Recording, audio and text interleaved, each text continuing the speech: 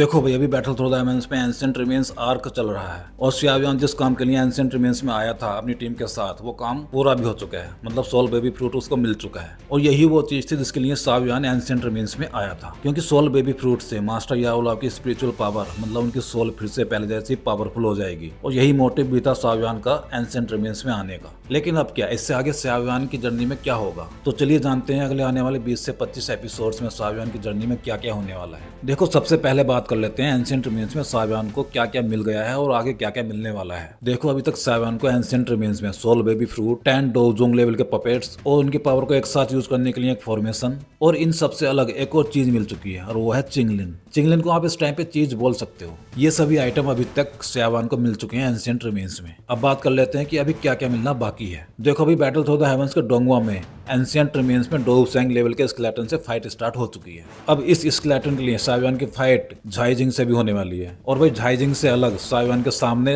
Haven daemon Phoenix clan के 3 five-star डोवजुंग भी आएंगे और उनसे अलग हेवन डेमन फिनिक्स से 100 से ज्यादा और लोग भी इसके सामने आ जाएंगे। और तभी एंट्री होती है हेचिंग की भी, जो शियावियान और उसकी पूरी टीम को यहाँ से निकाल के ले जाएगा और साथ में इस डोवसेंग स्केलेटन को भी अपने साथ ले जाएगा जीएन के कहने से। और भाई, जब शियावियान फॉलिंग स्टार पैवेलियन पहुंचने के बाद इन बोन्स को रिफाइन करेगा, तब उसको मिलेगी तियान क्लास की टेक्निक, जिसका नाम होगा ग्रेट हेवन क्रिएशन पाम। और भाई, आगे जाकर ये काफी पावरफुल टेक्निक होने वाली है शियावियान के लिए। और इसी टाइम पे मास्टर याओलाव अभी सोल बेबी फ्रूट की हेल्प से अपनी सोल को पीक पे पहुंचाने में बिजी रहेंगे और इसी टाइम पे शियावियान चिंगलिन की बॉडी से उसके पॉइजन को निकालने में उसकी हेल्प करेगा, जिसके लिए वो रेडी करेगा एक मेडिसिनल पूल को, जिसमें पिल बीस्ट की भी थोड़ी सी ब्लड की बूंदें डाली जाएंगी। और भाई, इस पूल में चिंगलिन को अपने सारे कपड़े उतार के जाना होगा ट्रेनिंग के लिए। और उससे बड़ी बात यह है कि शियावियान को इस पूरे टाइम पूल के पास ही रहना पड़ेगा, क्योंकि उसको इस पूल की मेडिसिनल प्रॉपर्टीज को मेंटेन रखना भी है और ये सारा प्रोसेस चलेगा 7 दिन। अब आप सोच लो यहाँ पे क्या क्या होने वाला है। अब भाई, चिंगलिन की बैक साफ साफ दिखाई दे रही थी शियावियान को पानी के अंदर, और यही वो टाइम था जब चिंगलिन की कमर पे उसको एक टैटू दिखाई देता है, 9 हेड वाले पाइथन का टैटू, जिसको देखकर वो थोड़ा सा कंफ्यूज हो जाता है, क्योंकि उसने आज तक ऐसे बीस्ट के बारे में कभी सुना ही नहीं था। लेकिन इस बीस्ट के बारे में हम किसी और वीडियो में डिटेल में बात करेंगे। अब मेन बात यह है कि चिंगलिन की बॉडी से सारा पॉइजन यहाँ पे बाहर निकल जाएगा और उसका डोजोन लेवल का फाउंडेशन भी स्टेबल हो जाएगा। अब इसके बाद आता है एक और मेन इवेंट,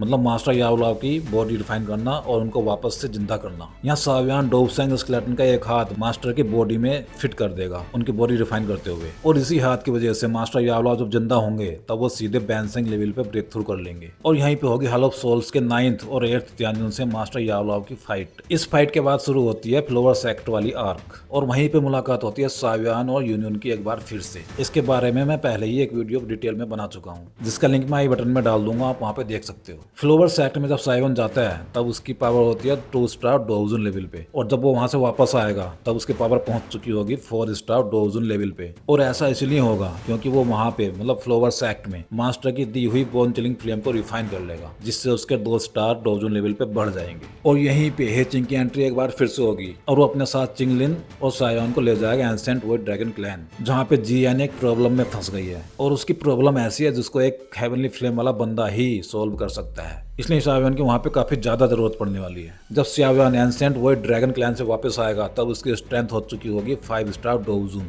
और इसी पावर लेवल के साथ वो जाएगा गू क्लैन, मतलब जूनर वाले क्लैन, जहाँ गू क्लैन की कमिंग एज सेरेमनी होने वाली है। और वहीं यहाँ जाने के बाद भी शियावियान काफी हो हल्ला मचाने वाला है।